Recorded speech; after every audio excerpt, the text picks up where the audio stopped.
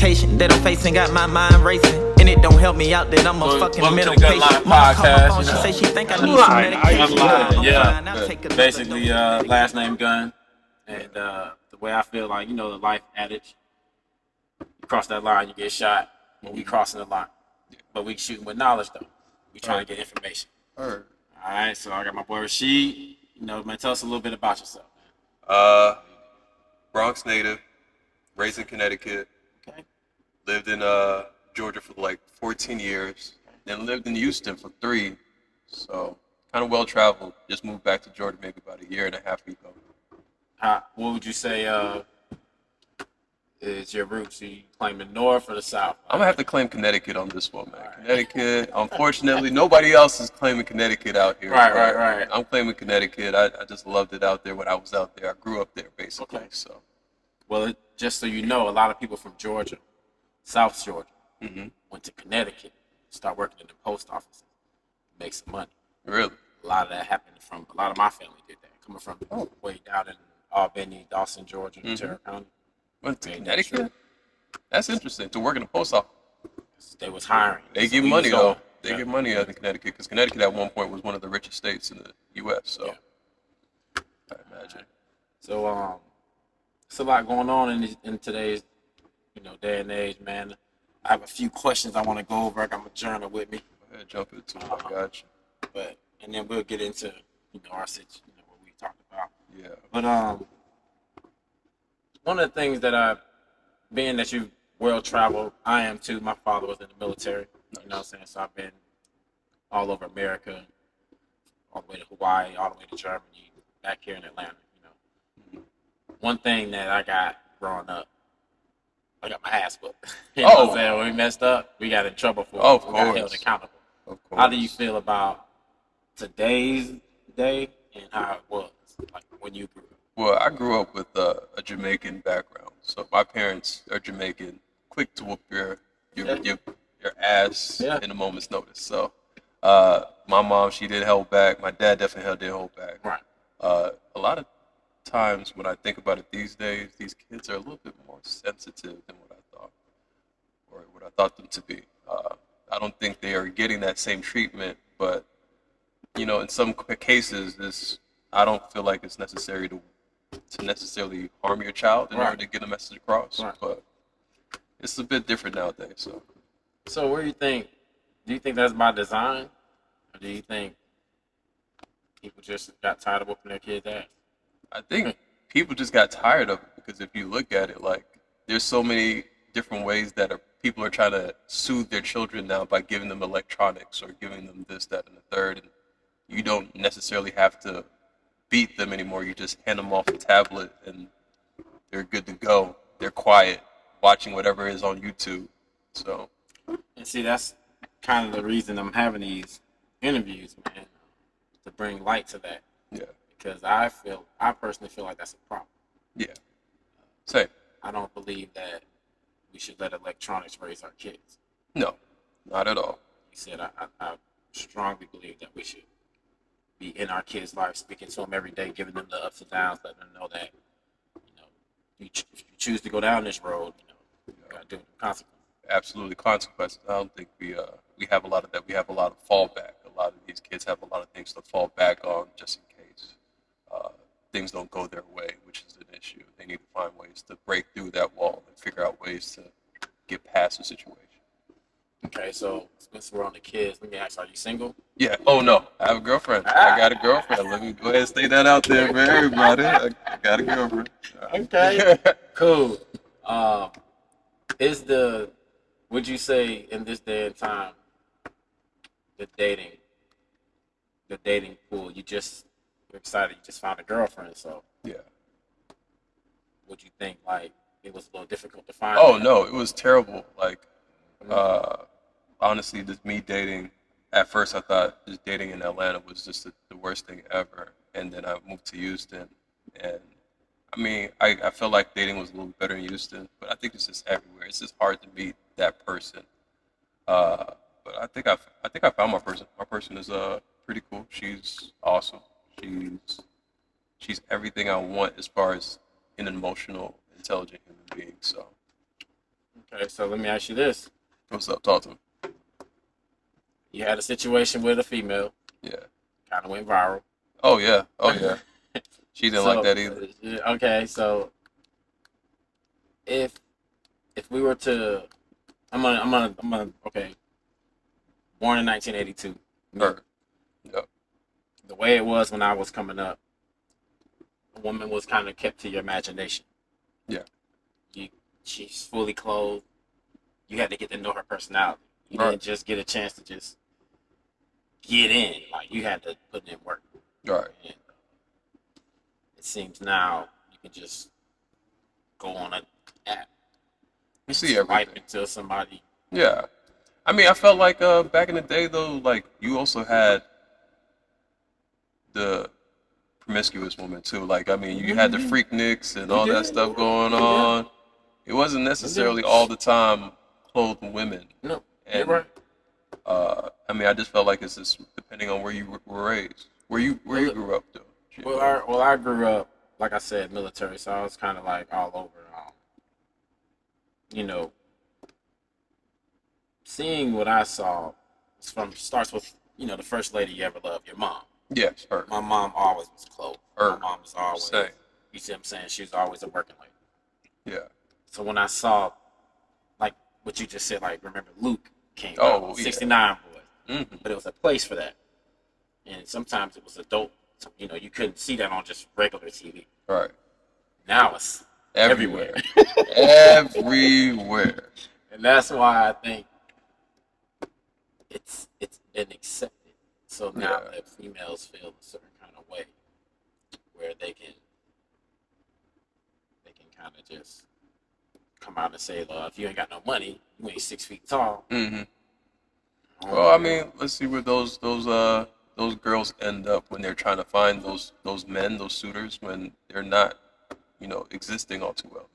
The man over 6 feet that's making over six figures, the percentages of any woman trying to catch that is very, very low. So eventually they're gonna have to settle. They're gonna have to settle and get with what they deserve, which is a good man, hopefully, if they find one. The voice. So break down this situation, man. What happened? So let's go ahead, run it all the way back.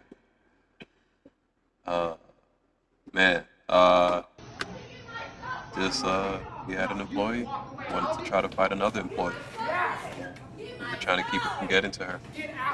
And in this video, it shows her, you know, doing a whole bunch of things and requesting for her things. But it's just the moments before where she's trying to toss fruit and candy bars and trays at this girl that she's trying to fight. All right, pause this thing. So let me ask you something. So when you saw, did you guys know that they were fighting? So the situation was she had told me she was gonna fight her to my face, and I said, you know what? Let's not do that. Let's stray away from trying to fight somebody while we're at work. And she just claimed that she was just gonna do it anyway.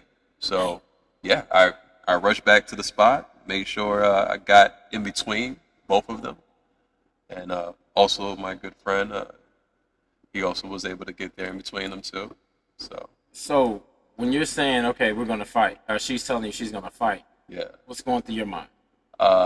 Protect the other person. So as we look through this thing, man, she's just going ballistic at this point. Yeah. Because she's mad that you guys wouldn't let her fight. She's mad that we're not necessarily handing down a consequence to her for something that apparently happened between them over an espresso shot. Definitely won't go too much into that, like as far as like the details behind it, but like over espresso shot, and I'm confused as to why that would be the reasoning, but I imagine that there's a little bit something deeper there that I just back did. to this, so I'm trying to understand, man. Talk to me. Why would someone go that far? And we talked a lot already. Upbringing. Yeah. holding themselves accountable. Accountability. Yeah. What do you think made her flip that switch? You know what? Not in every situation will you ever know the person. I don't know what she had going on to bring her to that point, but she was obviously at a point where she was not going to stop, and she kept going. Even in situations where she wanted her stuff, we said, "Hey, yeah, we'll get you your stuff. Right. Just be calm." And there was no being calm in that moment at all. What did it feel like when she ran up and slapped you right there? That was a close fist, Jamie. She punched the heck out of me. And now, okay, but she punched me. She's all of 5'3". She's a woman. I'm not about to put my hands on a woman. No. You barely moved. You took But it. You the like, amount, ate it. the amount of people who have told me, man, you should have drop kicked that thing. You should have punched it. It's tiny. Like, what? No. Well, you did right. And I even like how appreciate that. Yeah, you did right. You de-escalated the situation. I'd say the other individual went a little too far. The reason why I say that, I mean, she's little. I mean, at the end of the day, you could have just yoked her up. If he's gonna throw her down, right? He grabbed her and threw her to the ground. Right. So maybe you can, to the heat of the moment, I'm about to say two things I would definitely say about that. Heat of the moment, just like you said, adrenaline rush. You don't know what's going through your mind. In fact, I didn't know what was going through my mind in the moment, but I guess because of the way that I've been, raised around women, especially because I grew up around. I was raised in an 8-bedroom house, 13 women, my sisters and all their children who happened to be girls, and my mom. So in Connecticut. So I mean, that's definitely why I say I was raised in Connecticut, because I was raised with them neighborhoods. But like my course of action, even in the adrenaline rush that I had going on, was let me just try to get her off and not try to touch her that much. Let me try to get the chair away from her. Oh, she punched me in my face. That's crazy. Let me go ahead and try to punch her out the way still. It was just, that's how I would approach it. But I mean, any other like male who's probably been going through it themselves in their lifetime, or any other male who just doesn't know how to handle that situation, it could have even been worse. It could have even been worse. Do I think his method of throwing her on the floor was proper? No, it was not. But still, he was doing the best he could in a situation where he's trying to protect somebody else. And he did what he had to do, and I support him straight up, honestly. Hey man, I'm glad you de-escalated that. Yeah. I'm glad you're still here with us. I mean, things happen. Yeah, that's true. But I'm glad we're at the airport where nobody's allowed to have any type of weapon of any sort. So if that had been on the streets anywhere, it could have been worse. Honestly. Well, unfortunately, streets of Atlanta. Let's go. Atlanta. All right, so we're going to end this off with a couple of questions, man. Let you get back to your day. I wrote them down, but I'm going to try to go off the top of the head. Let's go. Kobe or Jordan? Oof. I am a Jordan guy. But if you were asked another question, No. I know you're not about to ask it. We about to be here for another 30 minutes. Go ahead. All right, let me see. Let me go back to what I wrote down. Okay. I said Kobe or Jordan. All right, let me see. Joe Montana or Tom Brady? Tom. I grew up with Tom. I'm sorry. Connecticut. Yeah. I'm sorry. I grew up with Tom. He is God. The way he took out Atlanta that one time. I'm sorry. I'm sorry. All right, Michael Vick or Lamar Jackson? Ooh. Nah, I grew up with Michael Vick. Yeah, like me too. Lamar is awesome. He's good, but he ain't. Man. Boy, man, Mike with Vick, Vick. man. Mike Vick. That's mine too. I'm gonna say the one that you didn't think I would say it this way, but Magic Johnson or LeBron. James. LeBron. LeBron That was a quick one. Okay. I mean, Magic. Nah, crazy. Magic was good. Rookie to the final. I mean, during that time, unheard of. 6'9", handling the ball like that. But LeBron, longevity. Almost 50 years in the game, feel like. Woo! This guy. My son's 15 and he's never known the NBA without LeBron. That's wild to me. Very wild. That is wild. It's amazing. Larry Bird or Luka Doncic? Luka just had 73 the other night. But Larry, though. Larry is killer. Legend, Larry is a legend. For now, is Larry for sure. But Luka got some more work. He got some more work to do. He got some champions to win for sure. But Larry for sure, killer.